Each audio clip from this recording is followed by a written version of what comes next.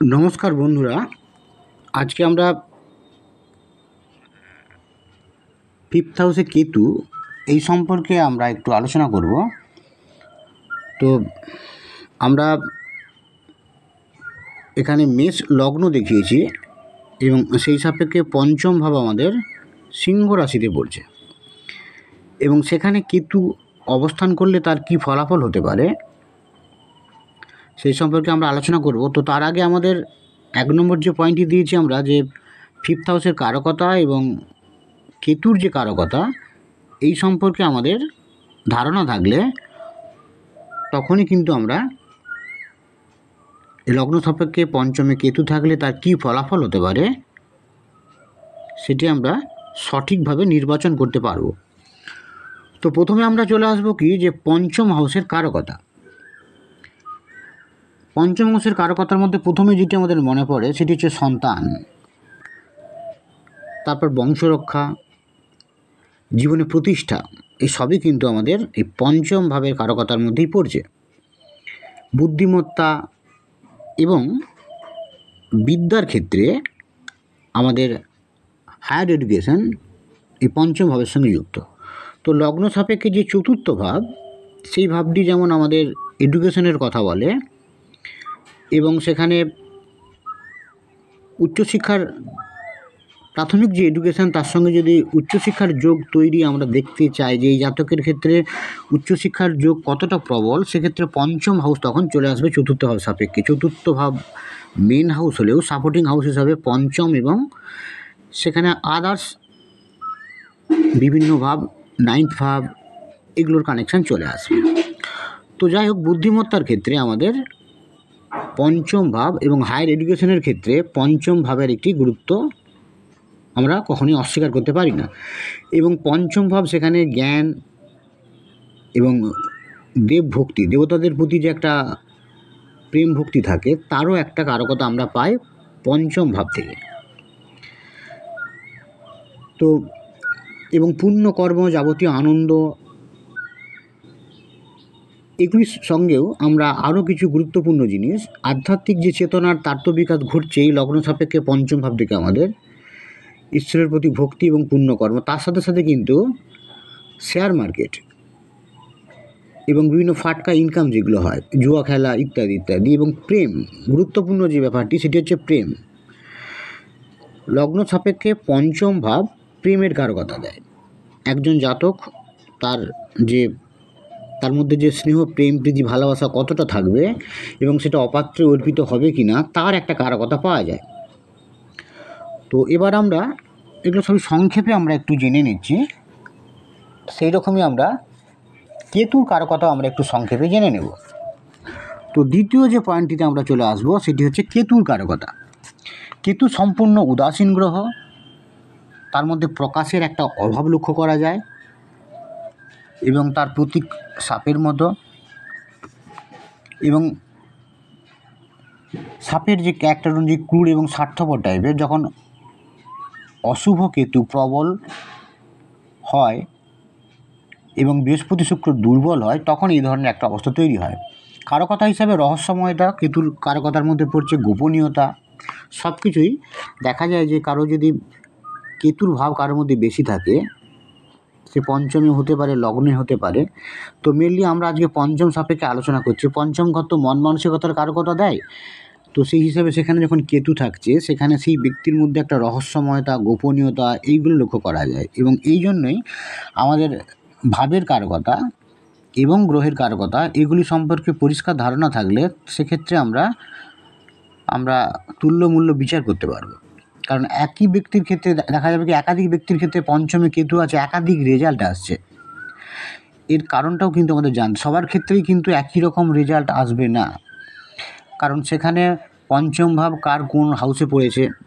আমাদের যদি দেখা যায় যে কারো যদি বৃষ লগ্ন হয়, তো সেক্ষেত্রে তার পঞ্চম ভাবটি পড়বে কন্যা রাশিতে, 1, 2, 3, 4, 5। তো সেক্ষেত্রে কোন ভাবে তার পঞ্চম হাউসটি পড়েছে, পঞ্চম ভাবের অধিপতিকে, তার অবস্থান কীরকম।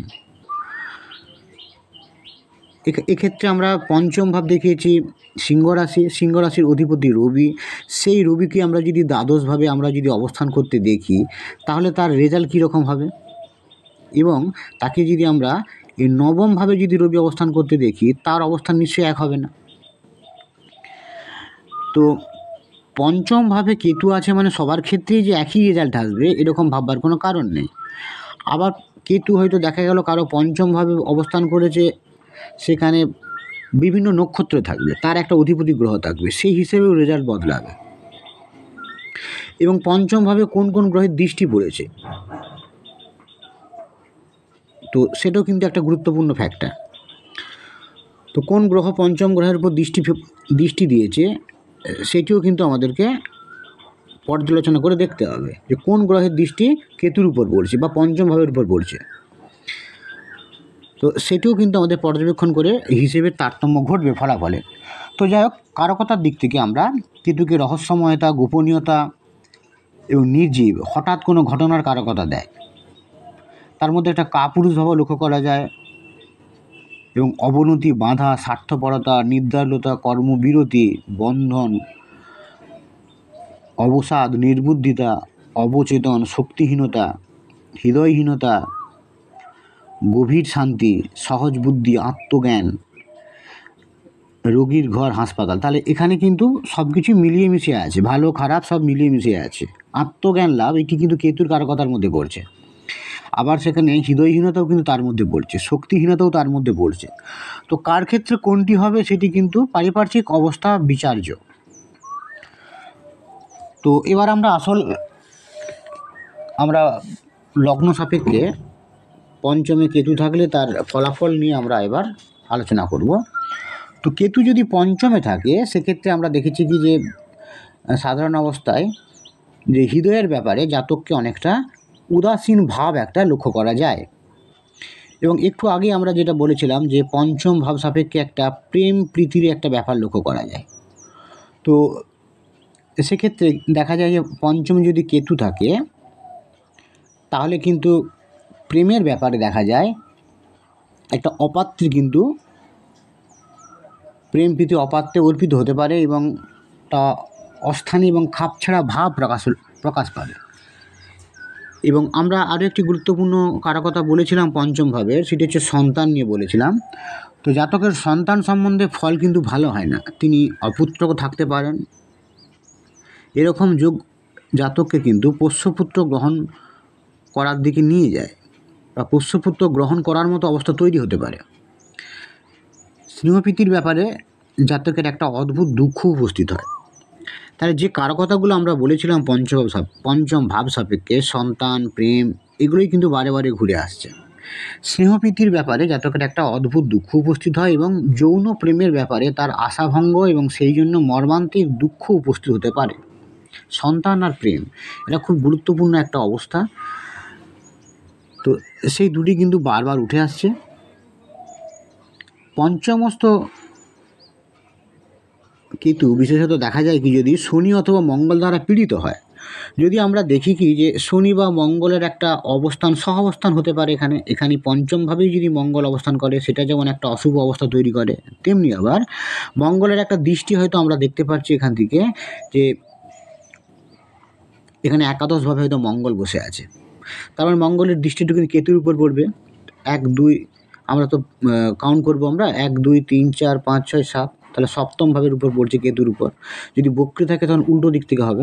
তো যাই হোক, তো সহাবস্থান হতে পারে বা দৃষ্টির বিনিময়ের মাধ্যমে যদি দেখা যায় যে কেতুর সঙ্গে একটা মঙ্গলের একটা সংযোগ তৈরি হচ্ছে, তো সেক্ষেত্রে কি হয়, সেক্ষেত্রে আরও পীড়িত হয়ে যায় কেতু।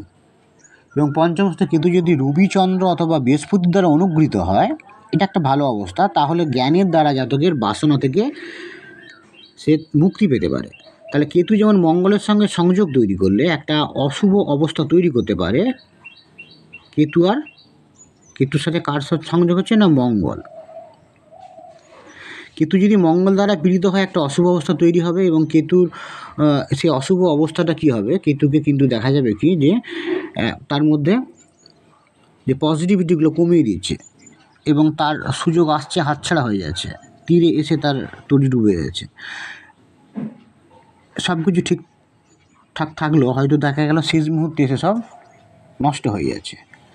এবং যে কোনো জিনিসের ক্ষেত্রে একটা বিচ্ছেদ বাধা তৈরি করার কারকতা দেবে যখন কেতু মঙ্গল একসঙ্গে থাকবে, একটা সকট যোগ তৈরি হয়। তো যাই হোক, এবার যখন পজিটিভ অবস্থা তৈরি হবে, যে কেতুর সঙ্গে আমরা হয়তো দেখলাম যে সেখানে রবি চন্দ্র অথবা বৃহস্পতি দ্বারা অনুগৃহীত হলো, এখানে হয়তো বৃহস্পতি অবস্থান করছে, তার মানে আমরা এখানে সপ্তমে কেতুর দৃষ্টি পাচ্ছি, কিংবা এখানে হয়তো দেখা গেল কি যে এখানে আমাদের রবির একটা সহাবস্থান হচ্ছে কেতুর সাথে, এবং সেটা শুভ রবি। তো যেভাবেই হোক আমাদের যে যদি অনুগৃহীত হয় মানে কি, যে ইন্ডিভিজুয়ালি আলাদা আলাদাভাবে চন্দ্র, রবি এবং বৃহস্পতি এরা ভালো অবস্থায় আছে চার্টে, এবং তারপর কেতুর উপর একটা দৃষ্টি বিনিময় বা সহাবস্থান করেছে, এই ধরনের অবস্থা যখন তৈরি হবে তখন দেখা যাবে কি, তখন তার মধ্যে জ্ঞানের দ্বারা জাতক তার যে কামনা বাসনা যেটা, সেটা থেকে মুক্তি পাবে, মানে তার মোক্ষ লাভের দিকে এগিয়ে যাবে। পঞ্চম ঘর কিন্তু একটা জ্ঞানের জায়গা, সেখানে আধ্যাত্মিক উন্নতির জায়গা, ভক্তির জায়গা। তো সেখানে দ্বাদশে কেতু থাকলেও যেমন এই ধরনের একটা মোক্ষ লাভের অবস্থা তৈরি হতে পারে, এবং সেখানে শুভ গ্রহের অবশ্যই সংযোগ দরকার আছে, তেমনি পঞ্চমে থাকলেও কিন্তু এরকম একটা অবস্থা তৈরি হয়। আধ্যাত্মিক সাধনায় সেই সিদ্ধিলাভ সম্ভব হবে। পঞ্চমস্থ কেতু যদি পীড়িত হয় তাহলে আজীবন আশাভঙ্গের দুঃখ তাকে পেতে হবে, বিভিন্ন ক্ষেত্রে যে আশা করবে সেইগুলোর ক্ষেত্রে তার একটা ভঙ্গ হয়ে যাবে, এই রকম একটা জায়গায় আমরা পৌঁছবো।